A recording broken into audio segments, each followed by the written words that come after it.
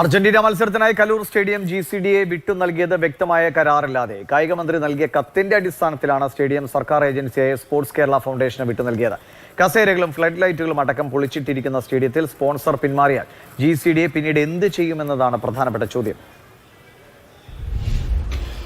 Argentina വരുമെന്ന് കേട്ടതോടെ മറ്റൊന്നും നോക്കാതെ GCDA സ്റ്റേഡിയം കൈമാറിയെന്നാണ് വ്യക്തമാകുന്നത്. ഇതിനായി കായിക മന്ത്രി V അബ്ദുറഹ്മാനാണ് GCDAക്ക് ആദ്യം കത്ത് കൊടുക്കുന്നത്. സർക്കാർ നടത്തുന്ന ഫുട്ബോൾ മത്സരമെന്ന നിലയിലായിരുന്നു പിന്നീടുള്ള എല്ലാ നീക്കങ്ങളും. അർജന്റീന മത്സരത്തിന്റെ സ്പെഷ്യൽ പർപ്പസ് വെഹിക്കിളായ സ്പോർട്സ് ഫൗണ്ടേഷന് സ്റ്റേഡിയം വിട്ടു നൽകിയെന്നാണ് GCDAയുടെ രേഖകളിലുള്ളത്.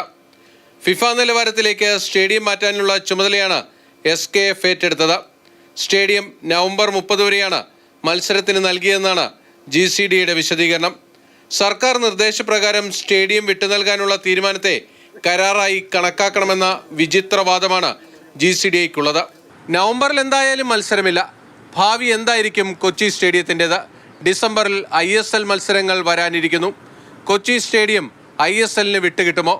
ഇത്രയധികം പണം സ്റ്റേഡിയത്തിന് വേണ്ടി മുടക്കിയെന്ന് സ്പോൺസർ അവകാശപ്പെടുമ്പോൾ അതിൽ നാളെ ക്ലെയിമുമായി സ്പോൺസർ വീണ്ടും രംഗത്ത് വരുമോ?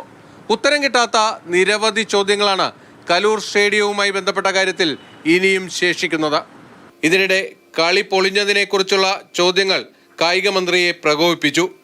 ആവർത്തിച്ചുള്ള ചോദ്യങ്ങളോട് V അബ്ദുറഹ്മാൻ നിശബ്ദനായി. മൈക്കും ക്യാമറകളും തള്ളിമാറ്റിക്കൊണ്ട് മുൻമന്ത്രി AC മൊയ്തീനും പ്രകോപനം ഉണ്ടാക്കി.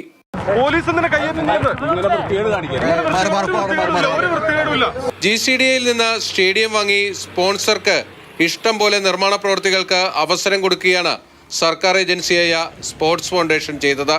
സ്പോൺസറും ഇവരും തമ്മിൽ ഇനി എന്ത് കരാറാണ് ഉള്ളതെന്നാണ് പുറത്തു വരാനുള്ളത്.